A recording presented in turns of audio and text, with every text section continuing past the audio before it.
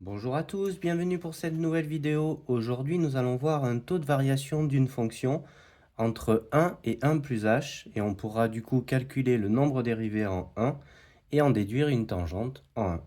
Donc on va prendre la fonction pour l'exercice f de x qui vaut moins x carré plus 4.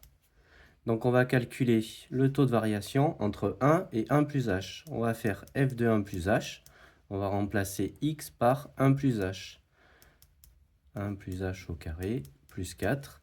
On fait attention à l'identité remarquable. 1 au carré plus h carré plus 2h plus 4. Et puis on développe le moins.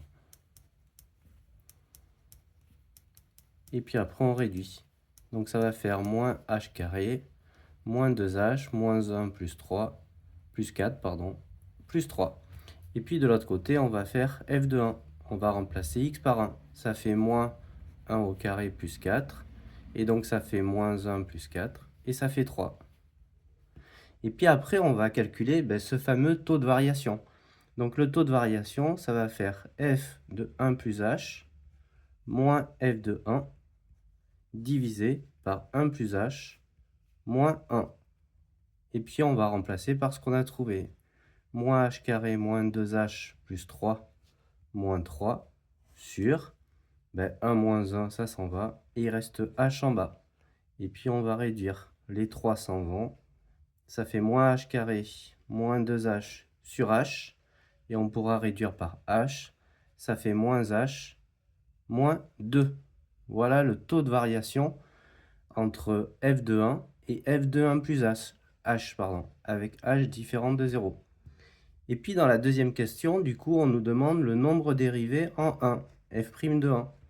Ça va être la limite de ce taux de variation, f de 1 plus h moins f de 1 sur h, quand h tend vers 0. Voilà la définition du nombre dérivé en 1. Et puis on a juste à remplacer. Moins h moins 2, quand h va tendre vers 0, ça va faire 0. Et donc f' de 1 sera égal à moins 2. Et puis on va en déduire l'équation de la tangente. Donc y va être égal à f' de 1, facteur de x moins 1, plus f de 1. Et puis on a juste à remplacer. Y égale à moins 2, facteur de x moins 1, plus f de 1, ça vaut 3. On développe et puis on réduit.